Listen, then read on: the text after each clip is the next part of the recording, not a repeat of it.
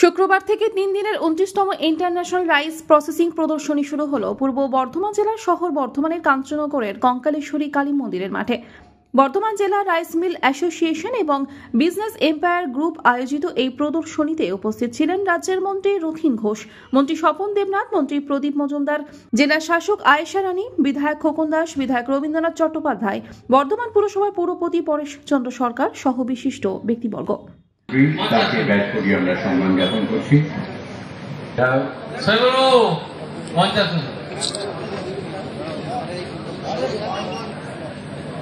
শ্রীমতী আয়েশা রানী AIS, তাকে আমরা bat করিয়ে সম্মান জানাচ্ছি। ইন্টারন্যাশনাল এক্সপো হচ্ছে এখানে, আমাদের ইনোভেটর হিসেবে উপস্থিত রয়েছেন পশ্চিমবঙ্গের সরকার। এরপর রেডি থাকবেন আমাদের মধ্যে মন্ত্রী মাননীয় শ্রী প্রদীপ কুমার মজুমদার,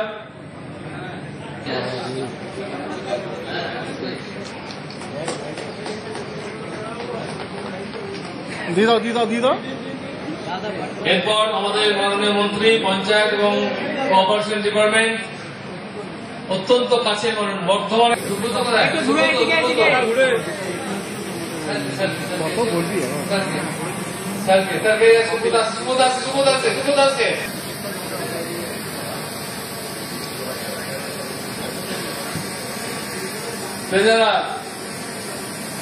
এরপর আমাদের আরেক কাছের মন্ত্রী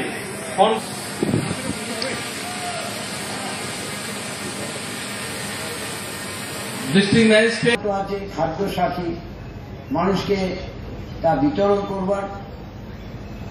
মন্ত্রী রথীন ঘোষের কাছে আমি বেশ কয়েকবার গেছি। আর এই রামরেখবাবু বলতে পারবেন না, এই বর্ধমান জেলার রাইস মিলারদের অনেক সমস্যা নিয়ে ডিএম কেবিনে অনেক মিটিং হয়েছে, আমি প্রায় প্রত্যেকটা মিটিংয়ে থাকার চেষ্টা করি। রাইস মিল অ্যাসোসিয়েশন তারা এই ধরনের একটা উদ্যোগ নিয়েছেন, এখানে মিস্টার গুপ্তা আছেন তাকে সাথে নিয়ে। এটা একটা বড় ব্যাপার, কারণ এই এক্সপো থেকে যে আমরা যে মডার্নাইজেশনের কথা বলি, আধুনিকতার কথা বলি, ওইটা বলছিলেন যে ঢেকি ছাটা চাল এখন মিউজিয়ামে। ঢেকি থেকে রাইস মিল হয়েছে, অর্থাৎ উত্তরণ ঘটেছে, বিজ্ঞানের উত্তরণ ঘটেছে, প্রযুক্তির উত্তরণ ঘটেছে, এবং যার ফলে এই যে যারা রাইস মিল চালান তারাও আধুনিকীকরণ। আমরা একটা মেশিন দেখছিলাম যে একটা দিয়ে ভুসি বেরোবে, একটা দিয়ে চাল বেরোবে, মেশিনটা আমি দেখছিলাম। মানুষের কাছে অপরিহার্য।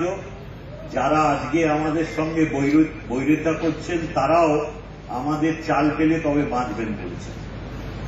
তো একদিকে চাল আর একদিকে আজকে যেসব অন্যান্য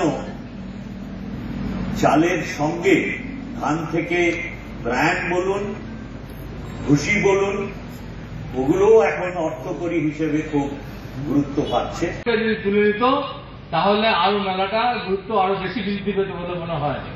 সত্যি খুব কারেক্টলি বলেছেন।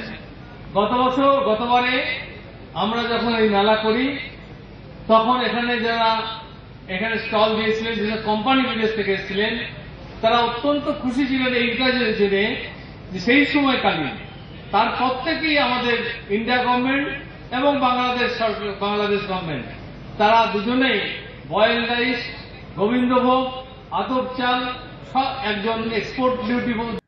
ব্যুরো রিপোর্ট, আনন্দ বার্তা।